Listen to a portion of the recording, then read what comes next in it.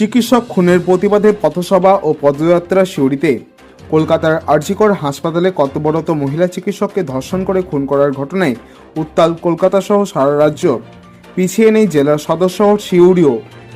এই জঘন্যতম ঘটনার প্রতিবাদে এবং দোষীদের দৃষ্টান্তমূলক শাস্তির দাবিতে সারা রাজ্যের সাথে সিউড়িতে বাসস্ট্যান্ড এলাকায় এসএফআই ও ডিওয়াইএফআই এর উদ্যোগে বিক্ষোভ সভা ও মিছিল সংগঠিত হয়।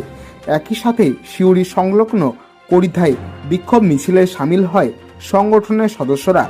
এদিন উপস্থিত ছিলেন ভারতের ছাত্র ফেডারেশন সিউড়ির লোকাল কমিটির সভাপতি আনাস আক্তার, ভারতের গণতান্ত্রিক যুব ফেডারেশন বীরভূম জেলা কমিটির সভাপতি তাপস বাগদি সহ আরও অন্যান্য নেতা কর্মীবৃন্দরা। এই ব্যাপারে বিস্তারিত শুনে নেব। ধামাচাপা দেওয়ার প্রথম দিকে যে চেষ্টা করলো, তাতে করে সাধারণ মানুষের কাছে বার্তা গিয়েছে যে গোটা পশ্চিম বাংলা জুড়ে সাধারণ যে সমস্ত মহিলারা আছেন, যে সমস্ত ছাত্রীরা আছেন, ছাত্ররা আছেন, যে সমস্ত সাধারণ মানুষ জনগণ আছেন, তারা এ রাজ্যে কোনোভাবে সুরক্ষিত নয়। চিকিৎসক হিসাবে ওখানে কর্তব্যরত থাকা অবস্থাতেই তার উপরে পাশবিক অত্যাচার করে তাকে শ্বাসরোধ করে খুন করে দেওয়া, এটা আমাদের রাজ্যের কাছে লজ্জাজনক ঘটনা এবং ন্যক্কারজনক ঘটনা।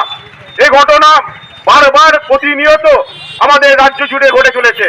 শুধুমাত্র এই যে আরজিকর কলেজের ঘটনা শুধু নয়, আমরা দেখেছি একদম কামদুনি থেকে শুরু করে গাইঘাটা থেকে শুরু করে পার্কস্ট্রিট থেকে শুরু করে বিভিন্ন ক্ষেত্রে এই মহিলাদের উপর এই পাশবিক অত্যাচার, পাশবিক আক্রমণ প্রতিনিয়ত নেমে এসেছে। কিন্তু এরা এই ঘটনার জন্য যারা দায়ী, যারা দোষী, যারা ধর্ষণকারী, তারা প্রতিনিয়ত এই আইনের ফাঁক থেকে বারবার বেঁচে যাচ্ছে। এবং এই বিগত দিনে ঘটনাগুলোও প্রমাণ করে যে এই সমস্ত ঘটনা ঘটার পরে যারা এইগুলোর সাথে দোষী যুক্ত আছে, তাদেরকে কোনোভাবে কঠোর শাস্তি এখনো পর্যন্ত রাজ্য থেকে দেওয়া হয়নি।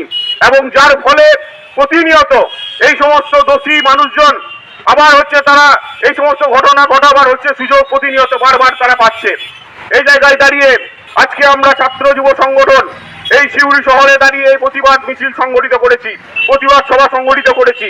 এখানে সাধারণ মানুষের কাছে আমরা আবেদন রাখতে এসেছি যে এই ক্ষেত্রে সাধারণ খেটে খাওয়া মানুষের সাথে এবং এই যে সাধারণ মানুষ সহ ছাত্র ছাত্রী এবং অন্যান্য যে সমস্ত মহিলারা আছে, তাদের উপরে যে প্রতিনিয়ত যে আক্রমণ নামছে, এই আক্রমণের বিরুদ্ধে সকলকে প্রতিবাদ করতে হবে এবং সকলকে এগিয়ে আসতে হবে। এই কারণেই আমাদের এই পথসভা। এই পথসভার শুরুতে আমাদের বক্তব্য রাখবেন ভারতের ছাত্র ফেডারেশন।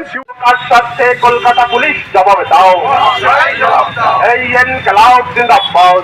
অপরাধ হলো কার স্বার্থে রাজ্য সরকার জবাব দাও, এই এসএফআই ডিওয়াইএফআই জিন্দাবাদ। এই আন্দোলন চলছে, এই আজকে করে ধর্ষকদের শাস্তির দাবিতে আমাদের আন্দোলন চলছে, সমস্ত অপরাধীদের শাস্তির দাবিতে এই পথসভা চলছে। এই মহিলা স্বাস্থ্যমন্ত্রী থাকা সত্ত্বেও এই রাজ্যে ছাত্রীদের এই প্রতিটি স্কুল ক্যাম্পাসে ছাত্রীদের নিরাপত্তার দাবিতে আন্দোলন চলছে।